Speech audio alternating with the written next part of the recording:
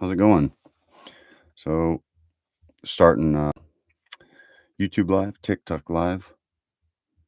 Be taking requests from both if anybody shows up. And if anybody doesn't, I'm just going to read from the Dimensions of Poetry. A lot of good stuff. I got it from a used bookstore. And then reading off the old pad. So, how's about starting things off with a little whoops, let me change this.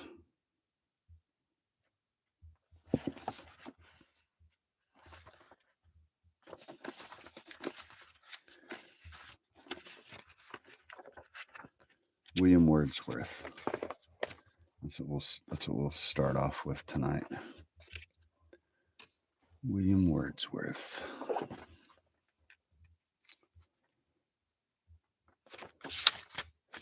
I wandered lonely as a cloud that floats on high o'er vales and hills, when all at once I saw a crowd, a host of golden daffodils, beside the lake, beneath the trees, fluttering and dancing in the breeze.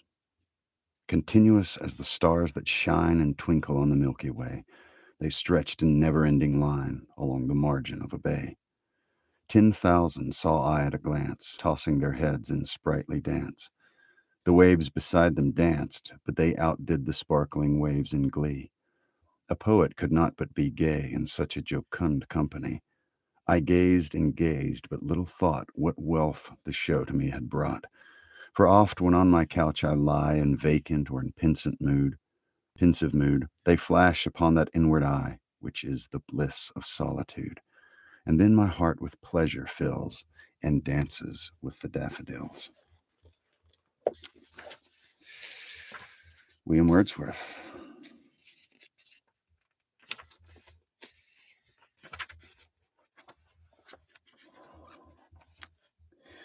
So if you're watching, feel free to chime in with where you're from. I always like hearing where people are from. I'm in Mississippi.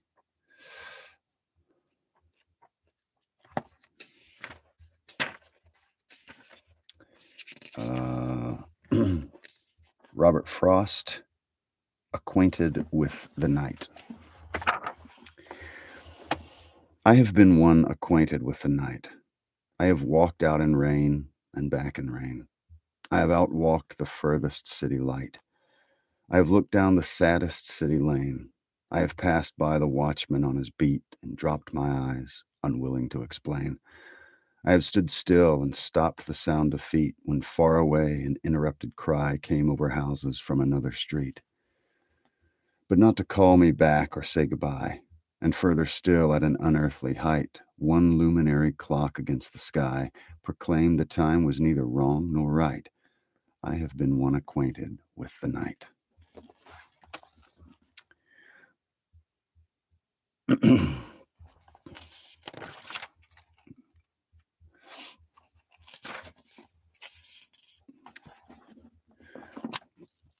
All right, how's about, let's see, stopping by woods on a snowy evening. Whose woods these are, I think I know. His house is in the village, though. He will not see me stopping here to watch his woods fill up with snow. My little horse must think it queer to stop without a farmhouse near, between the woods and frozen lake, the darkest evening of the year. He gives his harness bells a shake to ask if there's some mistake. The only other sound's the sweep of easy wind and downy flake. The woods are lovely, dark, and deep, but I have promises to keep, and miles to go before I sleep, and miles to go before I sleep.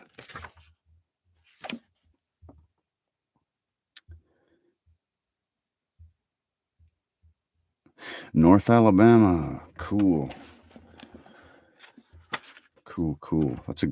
I used to, when I was younger, used to go hiking in the Sipsey wilderness a lot.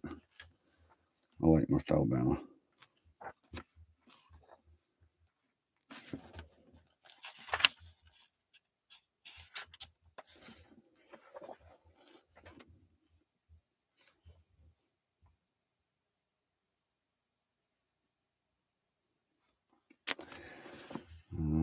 So if you are, you got a request, feel free to drop it in the comments. From Washington, very nice. Washington is gorgeous. I was up there last summer, and I was stunned at the beauty.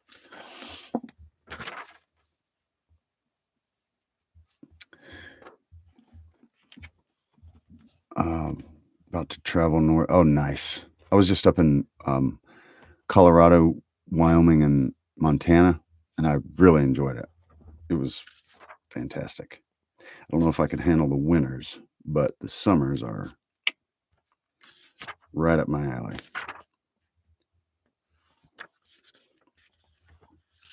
Here's William Butler Yeats, When You're Old. When you are old and gray and full of sleep and nodding by the fire, take down this book and slowly read, and dream of the soft look your eyes once had, and of their shadows deep. How many loved your moments of glad grace, and loved your beauty with love false or true.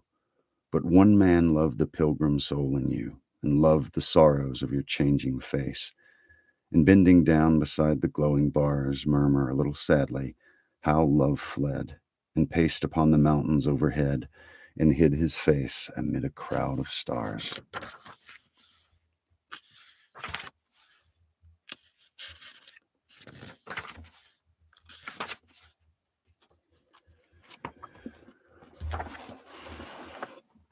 Well, it'll be cooling off in Texas for too long. Maybe.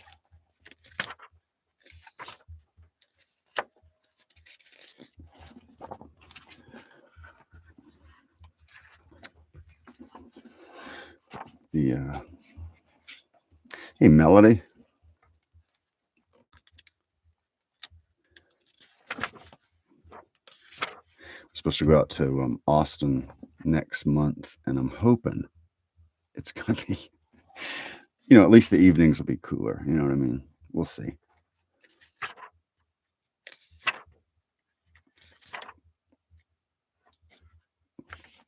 Here's more Robert Frost. Fire and ice. Some say the world will end in fire. Some say in ice. From what I've tasted of desire, I hold with those who favor fire. But if it had to perish twice, I think I know enough of hate to say that for destruction, ice is also great and would suffice.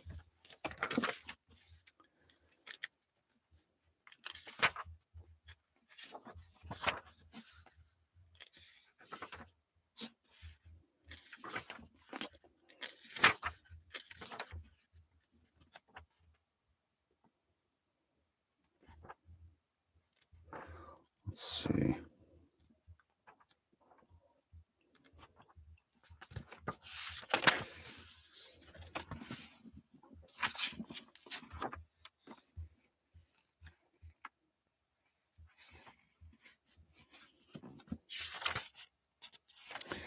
Here's Dylan Thomas. Do not go gentle into that good night. Old age should burn and rave at close of day. Rage, rage against the dying of the light. Though wise men at their end know dark is right, because their words had forked no lightning, they do not go gentle into that good night. Good men the last wave by, crying how bright their frail deeds might have danced in a green bay. Rage, rage against the dying of the light. Wild men who caught and sang the sun in flight, and learned too late they grieved it on its way, do not go gentle into that good night. Grave men near death, who see with blinding sight, blind eyes could blaze like meteors and be gay. Rage, rage against the dying of the light. And you, my father, there on the sad height, curse, bless me now with your fierce tears, I pray. Do not go gentle into that good night. Rage, rage against the dying of the light. T.S. Eliot. How about, let's see, I would just pass one in here. How about The Hollow Men?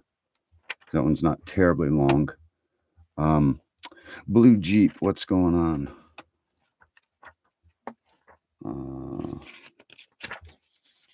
Let's do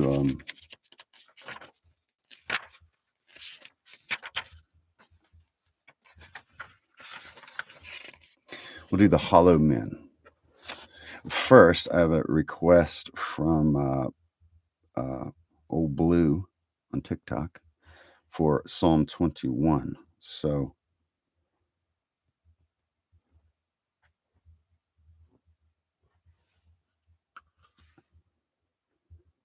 I'll do that one real quick, and then we'll do the hollow man.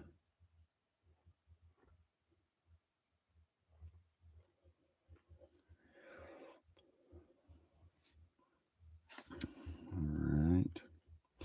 Psalm 121. I will lift up mine eyes unto the hills, from whence cometh my help. My help cometh from the Lord, who made heaven and earth. He will not suffer thy foot to be moved. He that keepeth thee will not slumber. Behold, he that keepeth Israel shall neither slumber nor sleep. The Lord is thy keeper. The Lord is thy shade upon thy right hand. The sun shall not smite thee by day, nor the moon by night. The Lord shall preserve thee from all evil. He shall preserve thy soul. The Lord shall preserve thy going out and thy coming in from this time forth and even forevermore. Psalm 121. All right, the hollow men. T.S. Eliot. We are the hollow men. We are the stuffed men, leaning together, headpiece filled with straw. Alas, our dried voices, when we whisper together, are quiet and meaningless as wind in dry grass or rat's feet over broken glass in our dry cellar. Shape without form, shade without color, paralyzed force, gesture without motion. Those who have crossed with direct eyes to death's other kingdom remember us, if at all, not as lost, violent souls, but only as the hollow men, the stuffed men.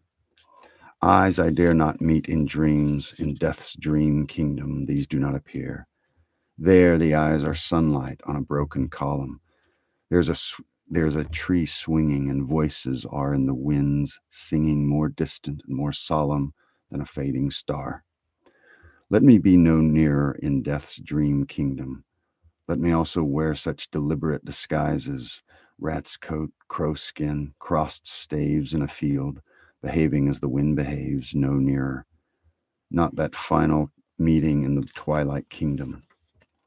This is the dead land. This is cactus land. Here the stone images are raised. Here they receive the supplication of a dead man's hand under the twinkle of a fading star. It is like this in death's other kingdom, waking alone at the hour when we are trembling with tenderness, lips that would kiss, form prayers to broken stone. The eyes are not here. There are no eyes here in this valley of dying stars, in this hollow valley, this broken jaw of our lost kingdoms. In this last of meeting places, we grope together and avoid speech, gathered on this beach of the tumid river, sightless, unless the eyes reappear as the perpetual star, multifoliate rose of death's twilight kingdom, the hope only of empty men. Here we go round the prickly pear, prickly pear, prickly pear. Here we go round the prickly pear at 5 o'clock in the morning. Between the eye and the reality, between the motion and the act, falls the shadow. For thine is the kingdom. Between the conception and the creation, between the emotion and the response, falls the shadow. Life is very long. Between the desire and the spasm, between the potency and the existence, between the essence and the descent, falls the shadow. For thine is the kingdom. For thine is life is. For thine is this is the way the world ends. This is the way the world ends. This is the way the world ends. Not with a bang, but a whimper. T.S. Eliot, The Hollow Men.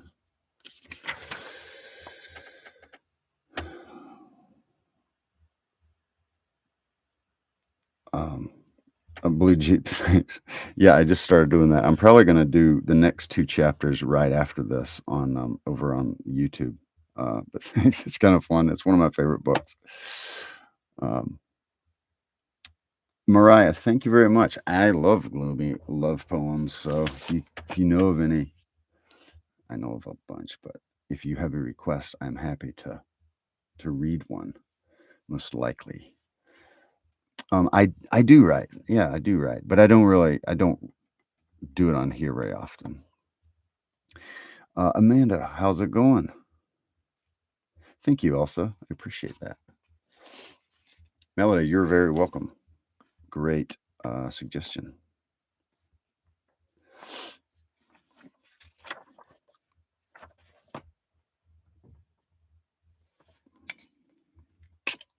Whoa.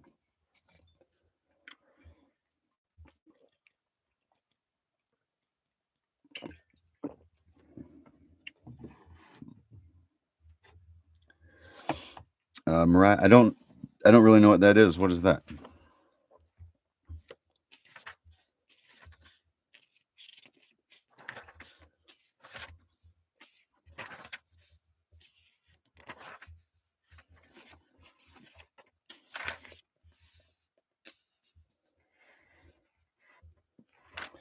Here is Song of Myself, section 44 by Walt Whitman. It is time to explain myself. Let us stand up. What is known, I strip away. I launch all men and women forward with me into the unknown.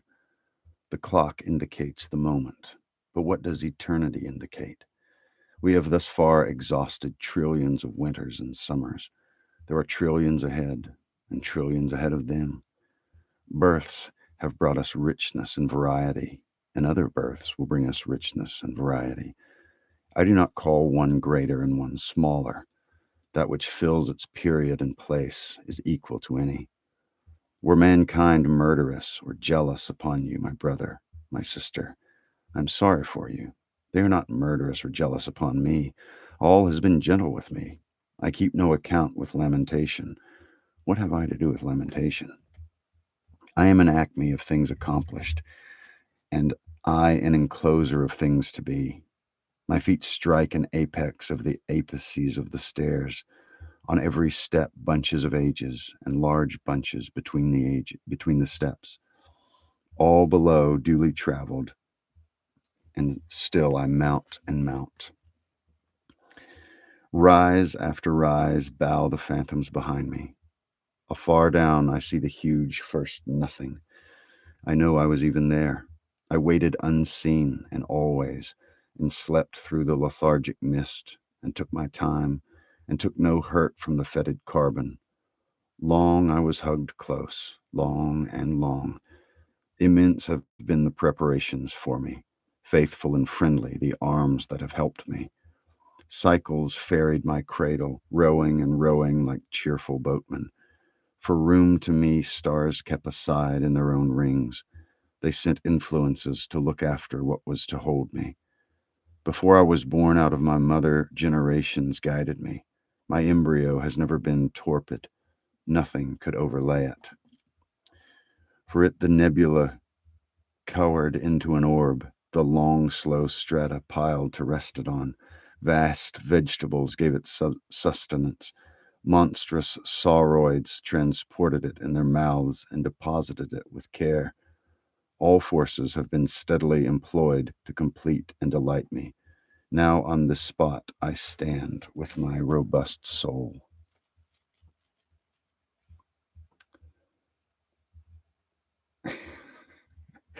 Spoken like a real paratrooper.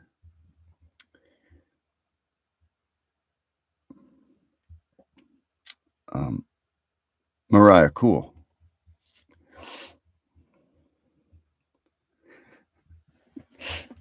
The one time I was like, it was actually an ROTC, but I was a freshman, so I was, young guy. One of the older fellas was trying to, I don't know, he was trying to be weird. He's like, "Hey, it's gonna be cold tonight, and man, we're out here. You gotta do what you gotta do. We gotta snuggle up sometimes. You gotta do stuff. You gotta do what you gotta do to stay warm." So I was like, "Okay, man, yeah, okay." So later on that night, it was in the 20s, which for Mississippi is kind of chilly, especially if you have no equipment and you just have a little blanket.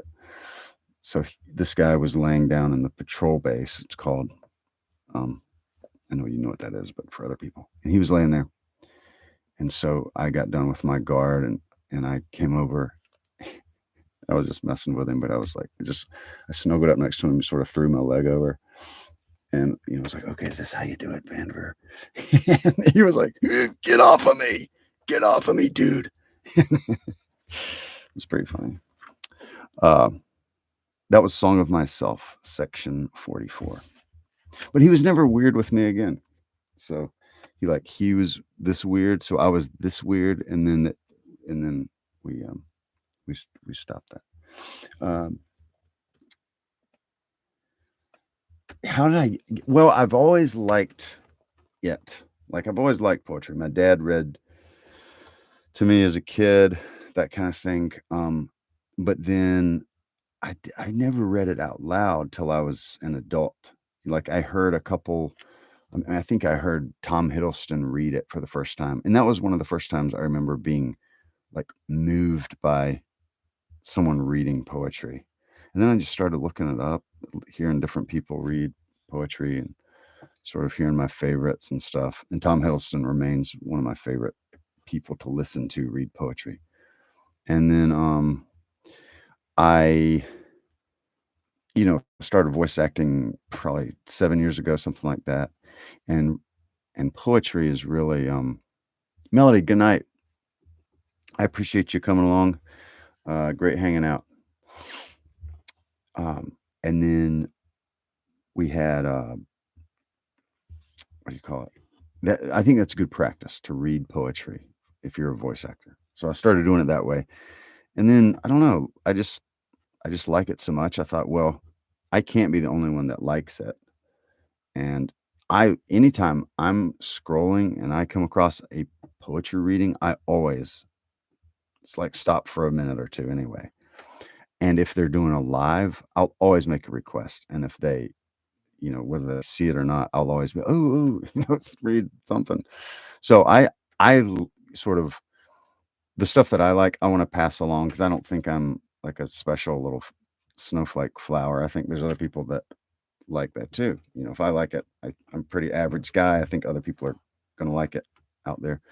So yeah, I like to do stuff that I, would like. So yeah, but it's probably only been the last year or so. I really haven't done it a long time. George, I do like Kipling. I do. I think he's a great writer.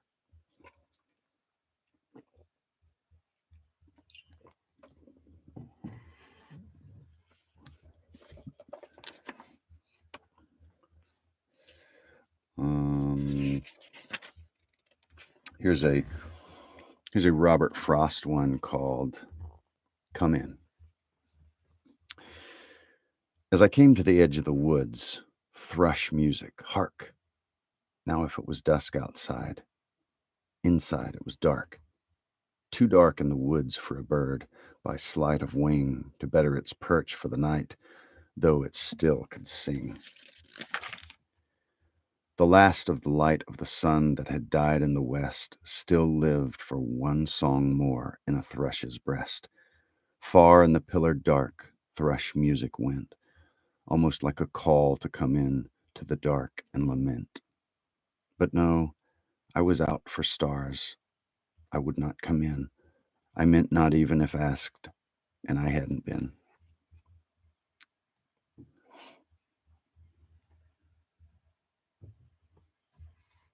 Robert Frost. Does that come in? Yeah, come in.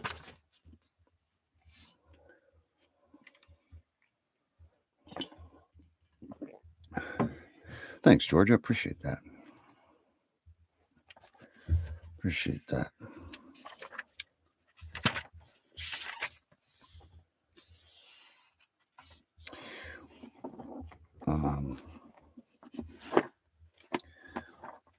Let's see if that one's in here.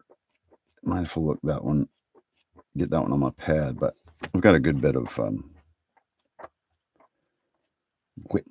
Whitman in here.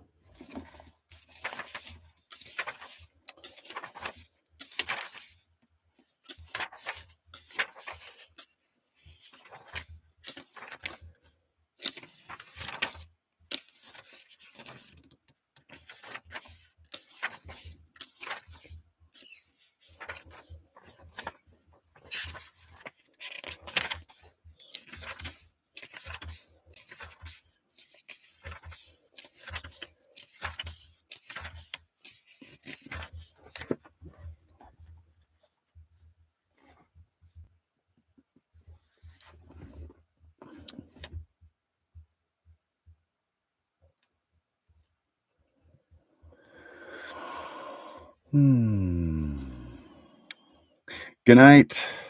Have a great one. Always good to see you. Okay. Oh me, oh life. Oh me, oh life of the questions of these recurring, of the endless trains of the faithless, of cities filled with the foolish, of myself forever reproaching myself, for who are more foolish than I, and who more faithless, of eyes that vainly crave the light, of the objects mean, of the struggle ever renewed, of the poor results of all, of the plotting and sordid crowds I see around me, of the empty and useless years of the rest, with the rest me intertwined, the question, oh me, so sad, recurring, what good amid these, oh me, oh life? Answer, that you are here, that life exists, and identity, that life exists and identity, that the powerful play goes on, and you may contribute a verse. O me, O life, Walt Whitman.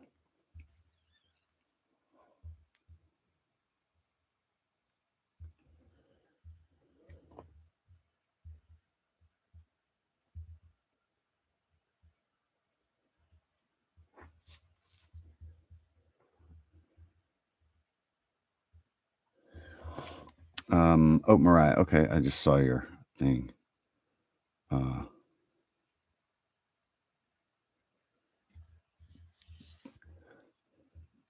Yeah, we'll read Go to the Grave.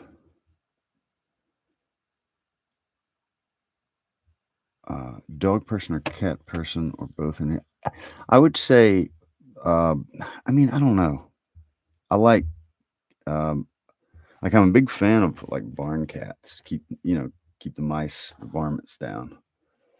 Uh, I don't know. I like, I guess, both. What about you? Okay, Go to the Grave. Nathaniel Hawthorne. Go to the grave where friends are laid, and learn how quickly mortals fade. Learn how the fairest flower must droop. Learn how the strongest form must stoop. Learn that we are but dust and clay, the short-lived creatures of a day. Yet do not sigh, there is a clime where they will dwell through endless time, where here on earth their Maker serve, and never from his precepts swerve.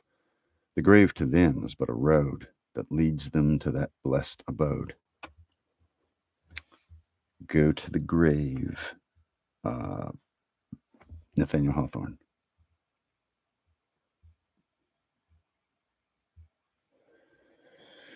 Yeah, I'm kind of the same. I've kind of been around both, and yeah, I like both.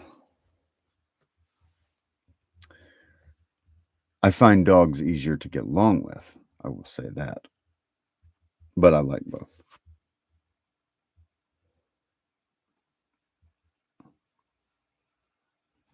Yeah, I need to read more too. I saw some stuff. I saw the Celestial Railroad, and I saw a few. There are these. I got a good used bookstore that I go to from time to time. I got a bunch of stuff today. Scott, yeah, the temp's great where I'm at too. I think fall's almost here. It's almost here.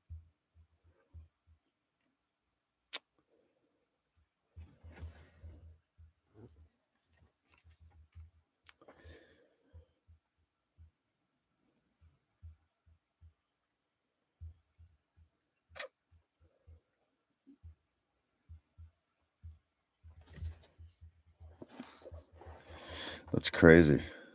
Utah. It's already snowing in Utah. Mm.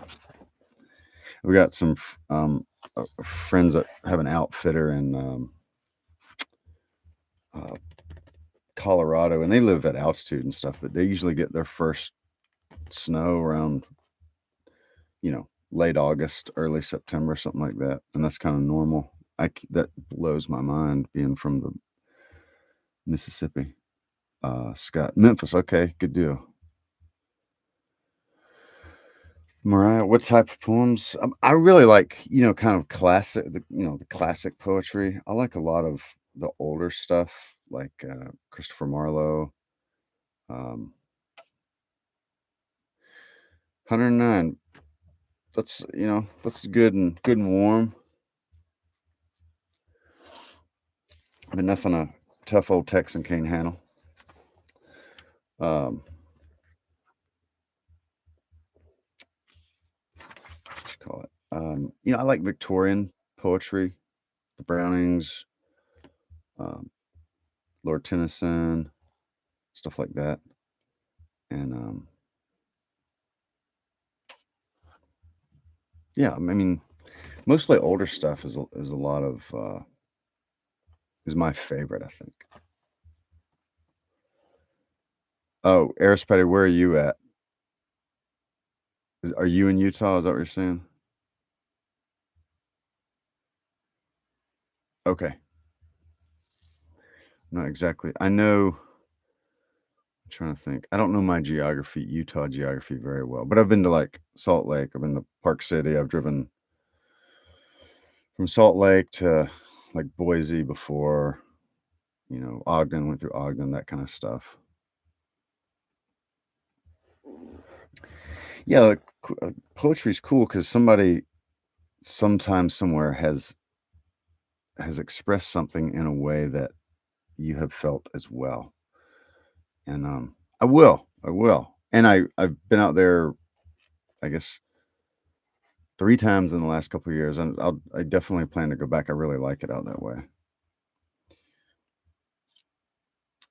Uh, your Robert Frost is great. I appreciate that, Scott. So yeah, I think Mariah, just like reading a lot of different stuff and then seeing what you like, and sometimes your favorites can change. As far as like newer poets, I love Mary Oliver. I really like her stuff. Um, but then I like Christopher Marlowe, wrote in the late 1500s. Excuse me. And a lot of times you can different different people through the centuries can sort of speak to you. That's one thing I really like about it, and that's of course not um, relegated to a certain time period because everybody's different.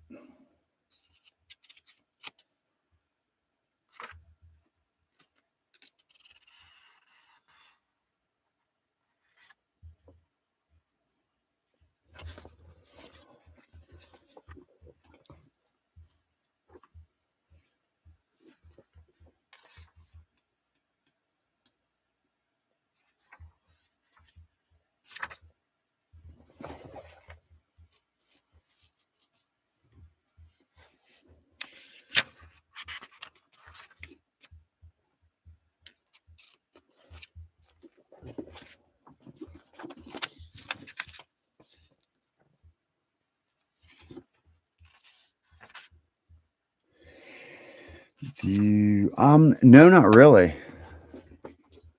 I really don't.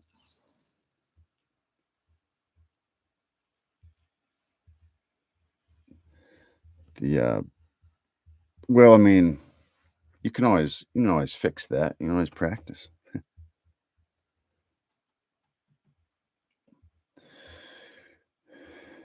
I think I like love poems in general, whether they're sad like um, Annabelle Lee, or whether they're more happy and cheerful like A Passionate Shepherd to His Love. I like both.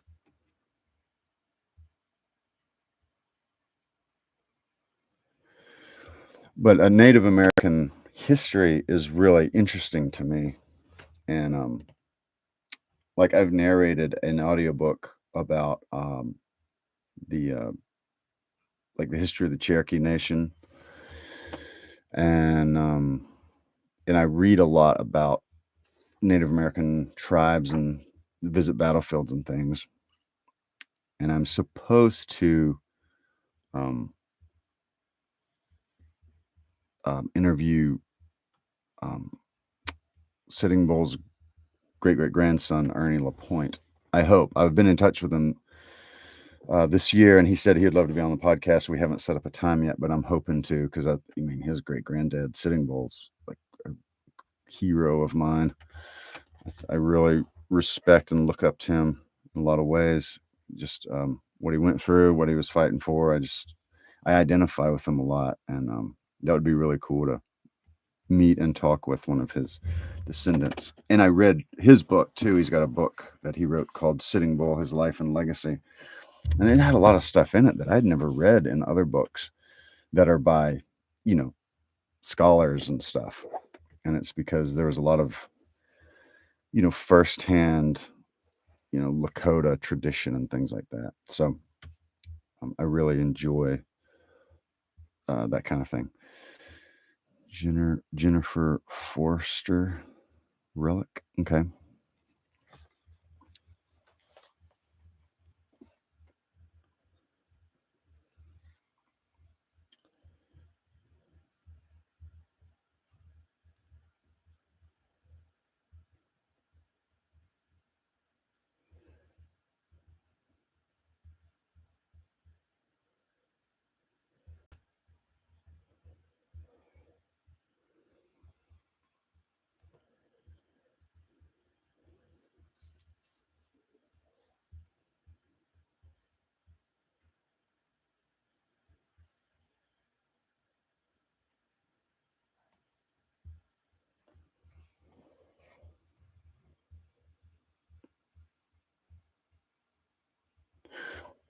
Okay. Jennifer Forster Relic.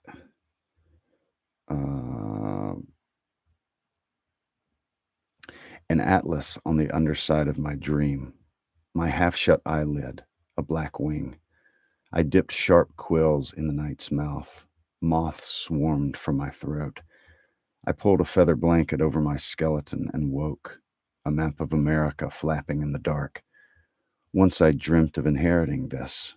My mother, who still follows crows through the field, my sister's small hand tucked inside hers, me on her breast in a burial quilt.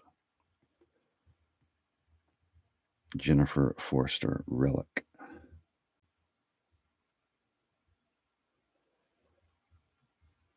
This says she's from the Creek Nation of Oklahoma. So I don't know. I don't know if she's Navajo or she's Creek. Okay, there you go. Uh, the interweb said she's Navajo. You can't believe everything you read on the internet.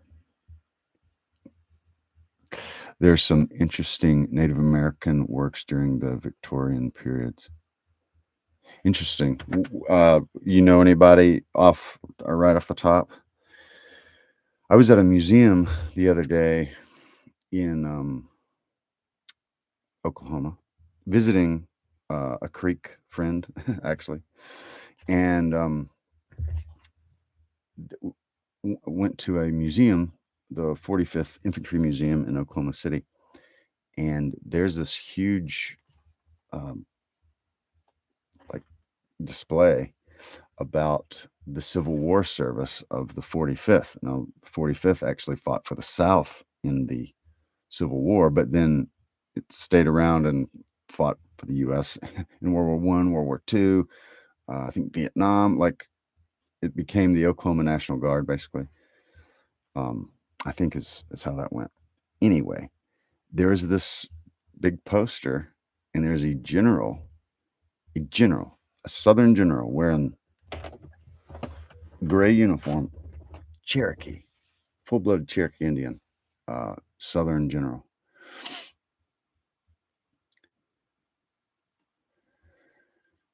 And then there's another guy. Was it I forget his name. Eli. He was from the Iroquois tribe. He was a you know full-blooded, or maybe Seneca. I think it was Seneca, one of those northern upstate New York tribes, and he became a general in the Union Army. And his handwriting was so good. Of course, he got picked on all his life because he was an Indian, and so he was like, "Well, I'm just going to write better than all y'all." And so he got where his penmanship was perfect. I mean, just beautiful handwriting. And Ulysses S. Grant actually had him write out the terms of surrender, and then Robert E. Lee signed it. And so there, if you see the pictures of Appomattox Courthouse where Grant and Lee are sitting there, in the background you got these Union generals. One of them is a Seneca, full-blooded Native American, and of course he's got facial hair and all that. He blends right in, but he's full-blooded Seneca.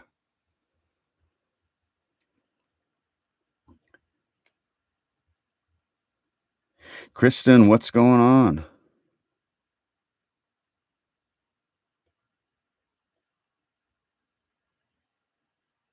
Yeah, it really does need to be done. I mean, that guy had a fascinating life.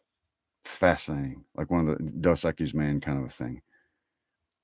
He couldn't get into school because he was, native, and so he just sort of schooled himself until they couldn't turn him down because he was really smart, really well educated, and then he actually went and got degrees and helped dig the Erie Canal and all kind of stuff, or worked at the Erie Canal. Salt Lake City Natural History Museum. Interesting. I'll have to check that.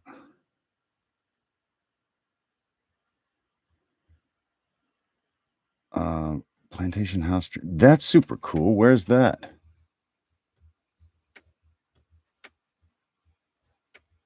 Old Airbnbs are the best.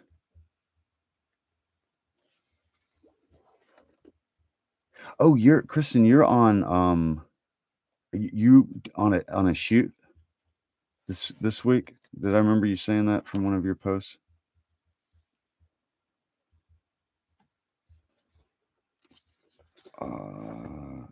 Right, Tulsa, very cool. Oklahoma's a great state.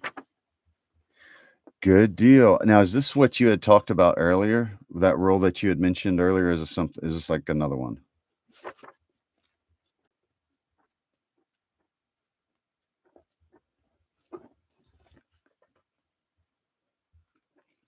Yeah, Kristen is a fantastic actress. I don't know what they're called today. I don't know what if there's any difference. It used to be actress, but I don't know. She's amazing at acting, and she's on a film set, and she'll start shooting tomorrow. So that's super cool. You definitely need to follow her.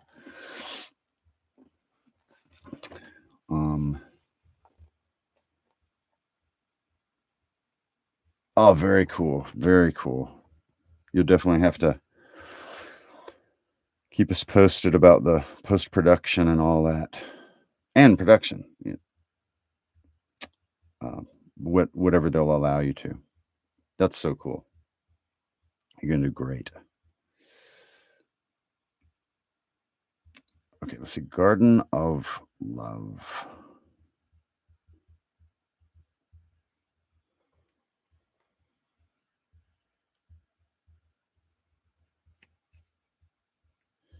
Garden of Love by William Blake.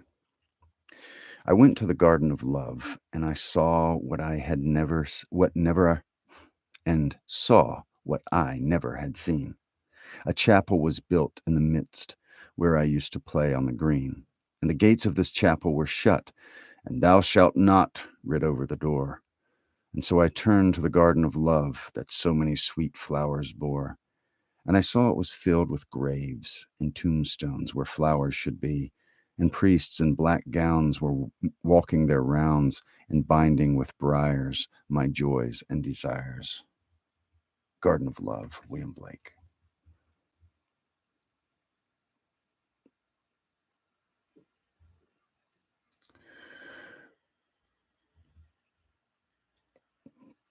Well, that's awesome, Kristen. That is awesome.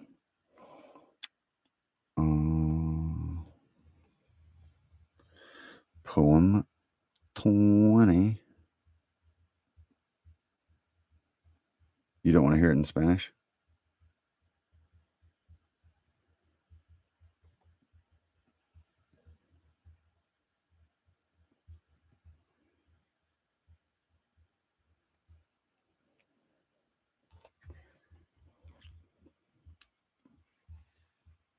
Okay.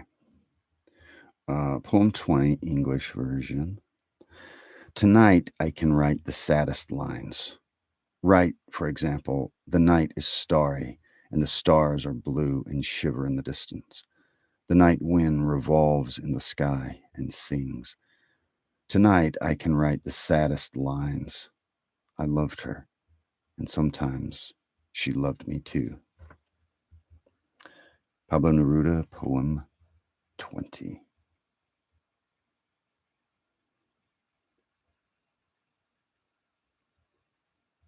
You are very welcome. Cristina.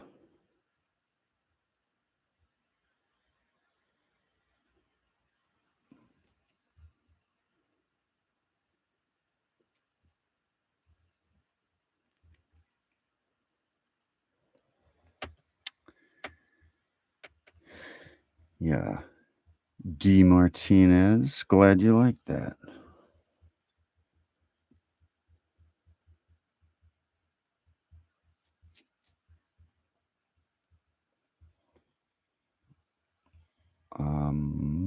Let's see.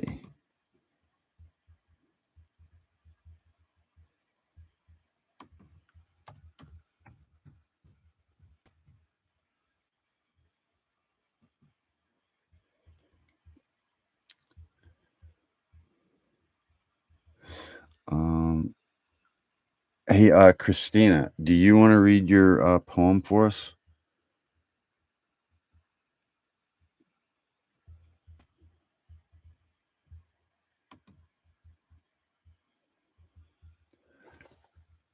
Okay. Let's see if I can figure out how to invite you. Well,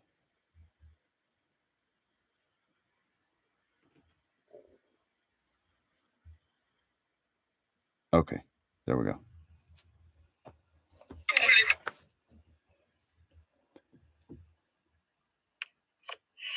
Can you hear me now? I can hear you.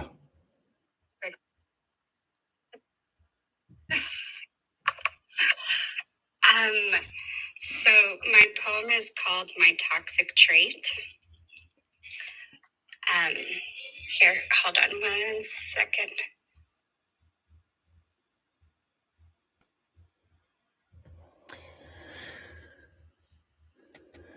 Yeah, so Christina and I talked about this the other night, and she has a poem, and she's been trying to read in public more, and I think this is a great place because everybody here is cool, and yeah. Thank you for giving me this chance. So this is called My Toxic Trait. My toxic trait is I know a piece of me will always be broken, and my jaded heart sleeps with one eye wide open. But like a masochist, I play the game of love on repeat, knowing it would make my heart bleed. And when it comes to love, I take the lead, planting the seed that I'm the only person you will ever need. And my toxic trait is you are the open book I diligently read, curating the characteristics of your idealized version of me, knowing all too well that the real me is a prisoner yearning to be free, a battered and bruised warrior that you will never see. And my toxic trait is I know loving you slowly suffocates me. It's the ultimate game of Russian roulette, deserving of the lost soul that I have come to be. And my toxic trait is I know I can't trust you when you tell me that you love me. Because who can love a person they are too blind to see? And my toxic trait is deep down, this is how I prefer my love to be, permanently held under lock and key. And once you've stolen that last drop of infatuation that seeps out of me, my toxic trait is I'll erase you from my memory. I'll leave you picking up the pieces of a love masking a catastrophe. And my toxic trait is with the flip of a switch, I've already become the next version of me, blissfully unaware of the loving person I almost had the audacity to be. Very good. Thank you. I was so nervous I almost tripped up on my words. Great job. That's great. Thank you so much, and thank you for giving me that opportunity. Yeah. And I'll jump down because I love listening to you read. It's so soothing. Well, thank you. I'm glad to hear that. And that was wonderful. I mean, I think there's not a person alive, not an adult anyway, that can't relate to at least some of that. I mean, am I right? That's good stuff. Right. I was like, because this is actually my first year of writing poetry because I'm doing a year of Yes, and I got challenged to like read at an open mic night, write my own poetry, write a poetry book, and a ton of other challenges that really scared me. But I'm like, I'm going to do things that scare me that are good for my development, whether creatively like this or working.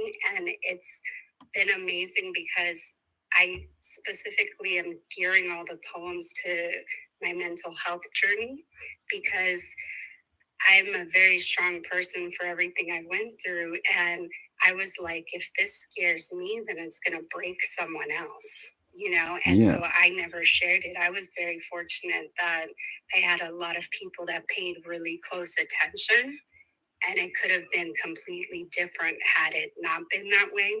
And I'm healed from a lot of this, but I feel like hopefully if I do something like this, then it'll show others that like nothing's too scary to reach out. Because I wish I would have had someone to tell me that in those moments, you know? That is great.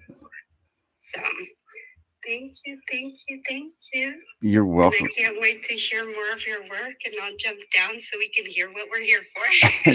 This is what we're here for. This is wonderful. And yeah, read through these comments. I mean, this is what I love about reading poetry is just you meet really cool people.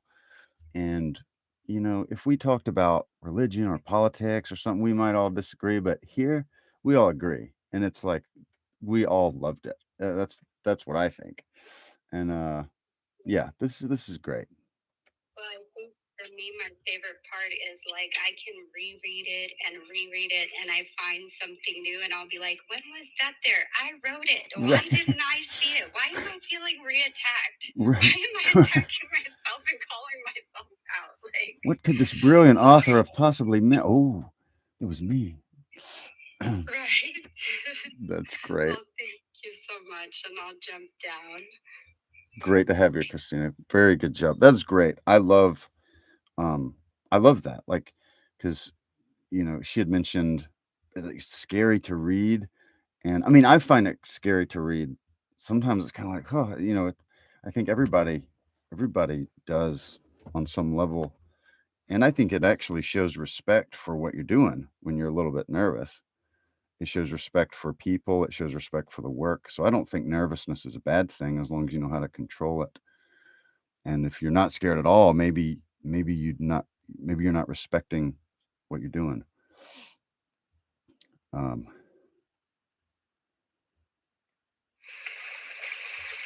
What is that? That is a whale diving. Thank you, Cristina. That was wonderful.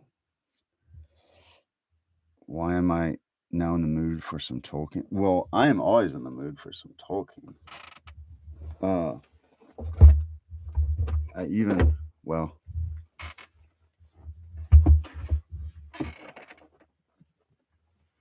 oh, the old trilogy.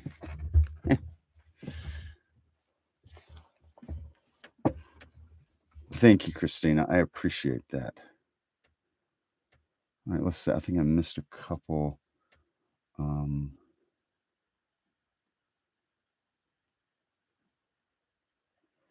Actually, I have read a little Mary Rowlandson. I can't think of anything off the top, but I remember that name, and I remember reading a couple pieces.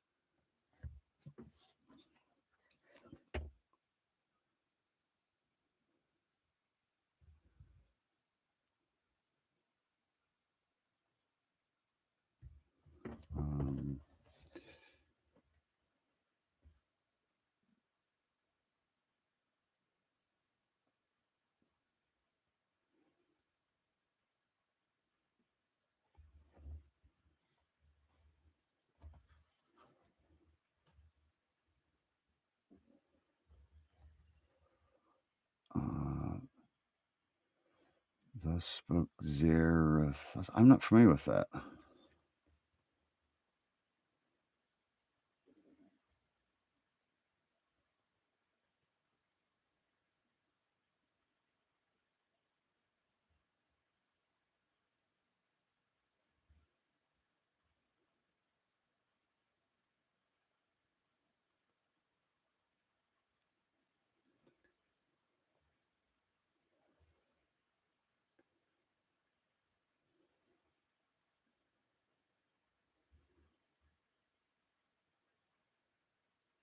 Let's see.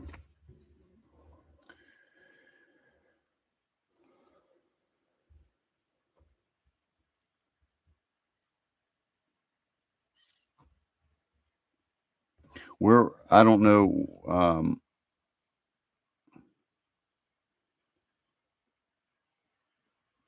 Gimli. I've actually been. I've done some voice acting in some productions with John Rhys Davies, and who played Gimli. I always like that. I've never met him, but our voices are in the same thing, and in the credits, our names are like right near each other, like John Rhys Davies, Jake Phillips. So I feel connected with him in that way.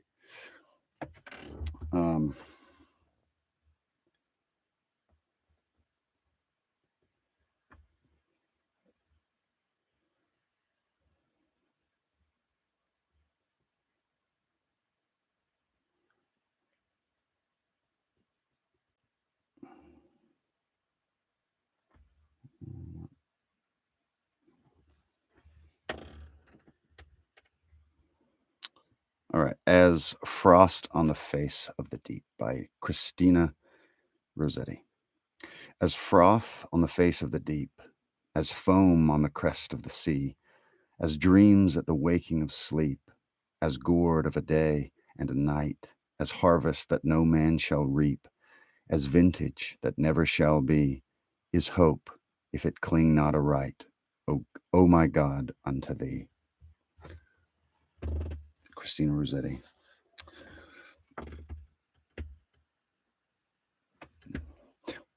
Hi to you, Marla. Good to see you.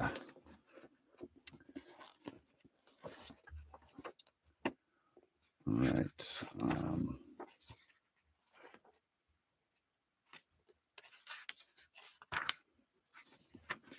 You're very welcome.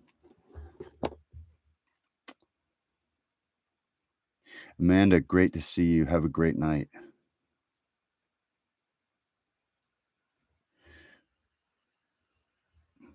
Yeah, and Christina, this in a way, I think this is like a step below like an open mic night, because you're going into just as many ears as you would if there were 10 people, let's say, in the live, but they're not sitting right in front of you. So that this is a great stepping stone to that.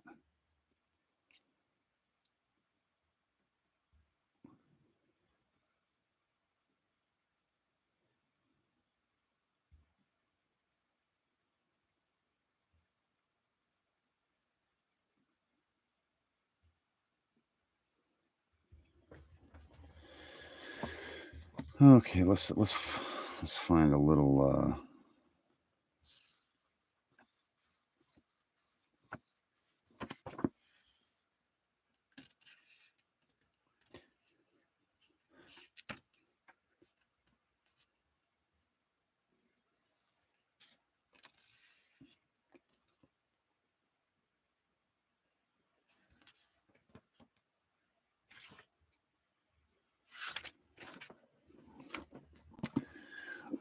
Marla, no specific topic. I'm trying to find a little passage from Lord of the Rings. So I start beginning. Just do a little passage.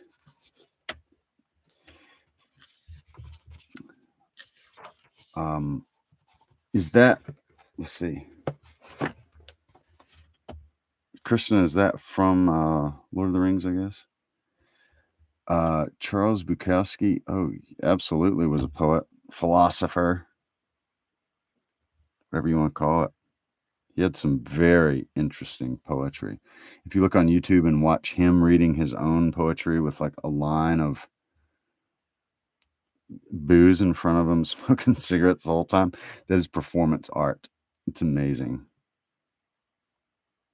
He's deliciously grumpy. And I don't know how much of it is put on and how much of it's real, but it seems so real. I think it was real. Let's see.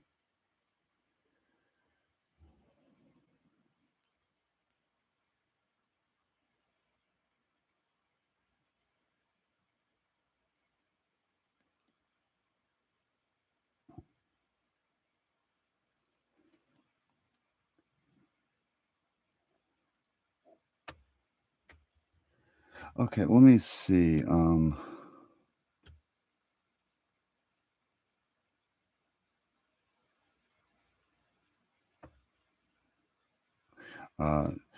From Nietzsche. Okay, nice.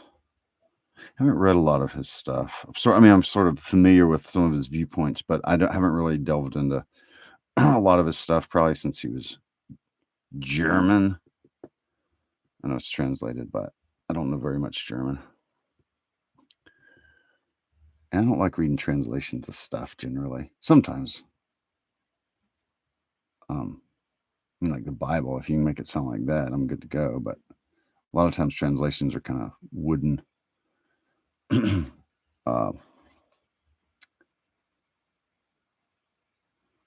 I looking for? Okay.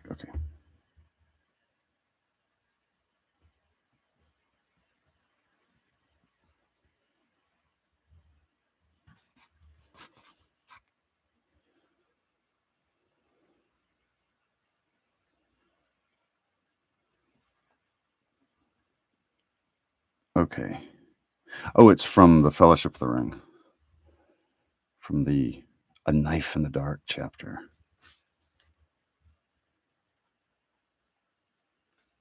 Okay.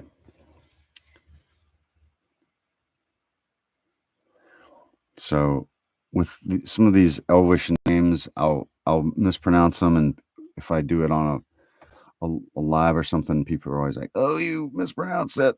Well, I'm going to call it Baron and Luthien. So that's just how we're going to roll with it.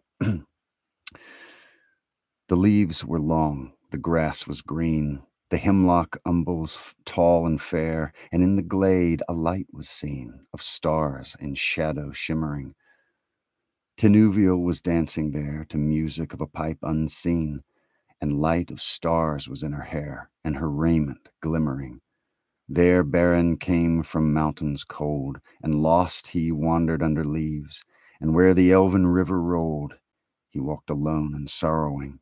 He peered between the hemlock leaves, and saw in wonder flowers of gold upon her mantle and her sleeves, and her hair like shadow following. Enchantment healed his weary feet that over hills were doomed to roam, and forth he hastened, strong and fleet, and grasped at moonbeams glistening. Through woven woods in elven home she lightly fed on dancing feet, and left him lonely still to roam in the silent forest listening. He heard there oft the flying sound of feet as light as linden leaves, or music welling underground in hidden hollows quavering. Now withered lay the hemlock sheaves, and one by one with sighing sound, whispering fell the beechen leaves, in the wintry woodland wavering. He sought her ever, wandering far where leaves of years were thickly strewn by light of moon and ray of star, in frosty heavens shivering.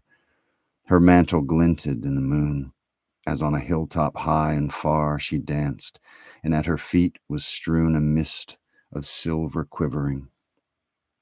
When winter passed, she came again, and her song released the sudden spring, like rising lark, the falling rain, and melting water bubbling. He saw the elven flowers spring about her feet, and healed again, he longed by her to dance and sing upon the grass untroubling. Again she fled, but swift he came, Tenuviel, Tenuviel. He called her by her elvish name, and there she halted, listening. One moment stood she, and a spell his voice laid on her. Baron came, and doom fell on Tenuviel, that in his arms lay glistening. As Baron looked into her eyes within the shadows of her hair, the trembling starlight of the skies, he saw there mirrored, shimmering, Tenuviel, the elven fair, immortal maiden, elven wise, about him cast her shadowy hair, and arms like silver glimmering. Long was the way that fate them bore o'er stony mountains cold and gray, through halls of iron and darkling door, and woods of nightshade morrowless. The sundering seas between them lay, and yet at last they met once more, and long ago they passed in the forest singing sorrowless. Song of Baron and Luthien.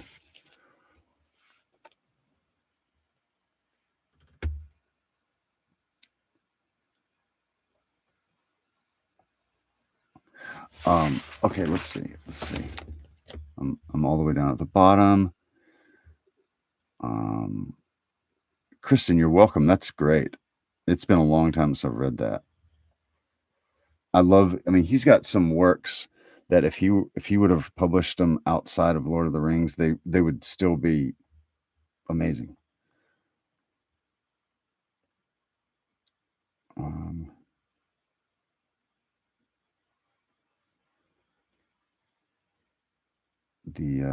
Okay, listen, back to where Oh, okay, Christina. Would you be open to giving me one of your favorite lines and I'll create a poem out of it? That's a good exercise. Like from your poem, like take that poem and like go deeper with that line. Is that what you're saying?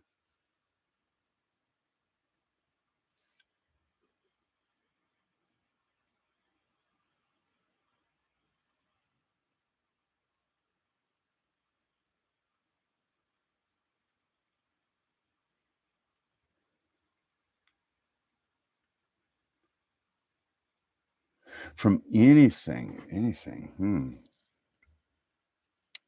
Shoot. Let's see.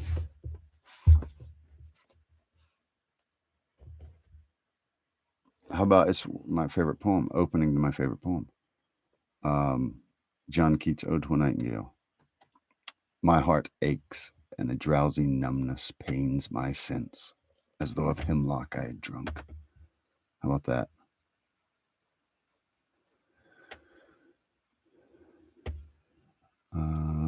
All right, we're proof rock, and the yes, I will read some proof rock, but also I've got that on my YouTube channel and my podcast, and it's the whole thing. So you check my little link tree. You could find whether you're a YouTuber or a podcaster. I do the whole thing on there if you ever need that. Okay, where is old?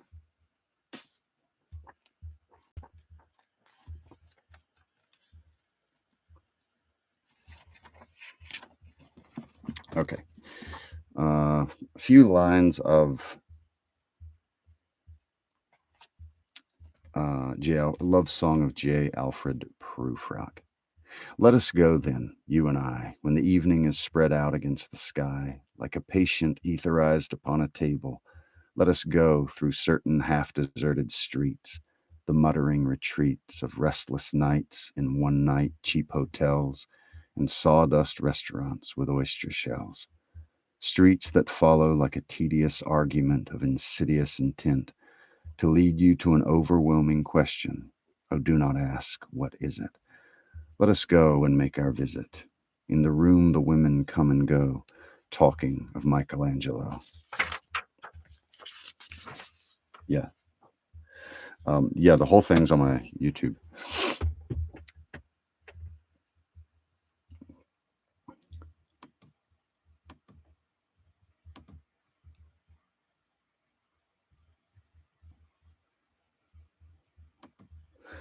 If I send you a message of something I wrote, will you read it? I have been known to do that.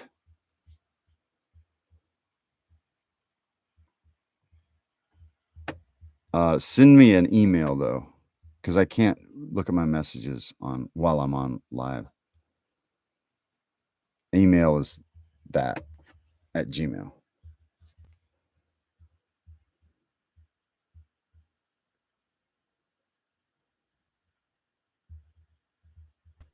Could I post a video of the song of? No, I don't think so. Maybe somebody else could. I'm not sure about. I don't know about that. Thanks, Kristen. I appreciate that.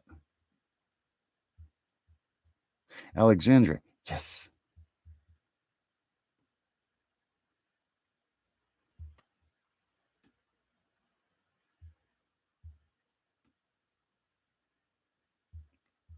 Okay, Christina.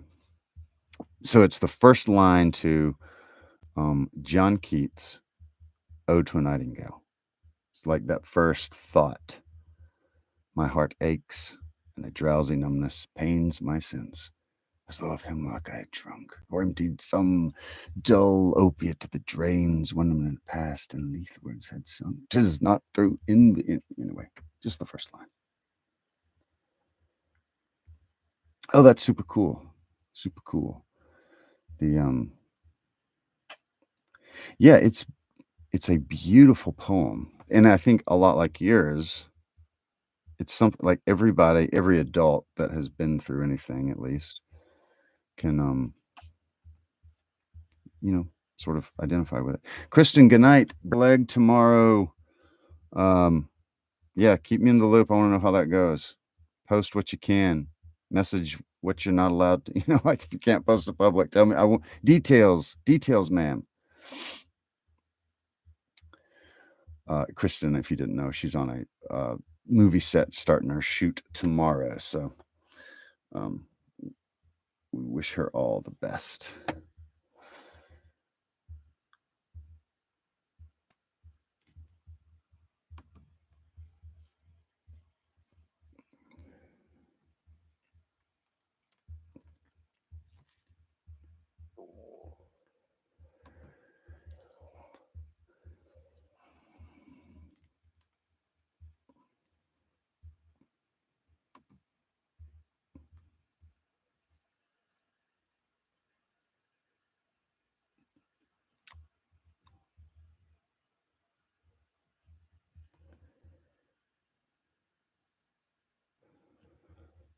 All right, well, let's see. Well, it has been an hour and a quarter, so it is about time for me to head over to my record my YouTube. I always do it on YouTube live when I record something, but probably about to go work on my next couple chapters of Jane Austen, Southern Jane Austen. So if you want to see that, you can go over there to YouTube. Yeah, Shake and Dust. Send me. I haven't got anything. So Jake Phillips 116 at gmail.com. I'm gonna go ahead and get off for tonight. But like Christina, she emailed me a couple days ago, and then tonight she read it. So like we'll definitely do this. Okay.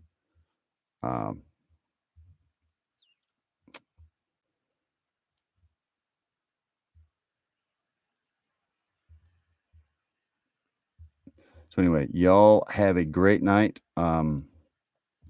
Shake and Dust. We'll when I get it, I will check it out, and we'll go from there. Okay. Well, everybody have a good night. And yeah, Kristen, great job once again. Keep doing that. And y'all have a good one.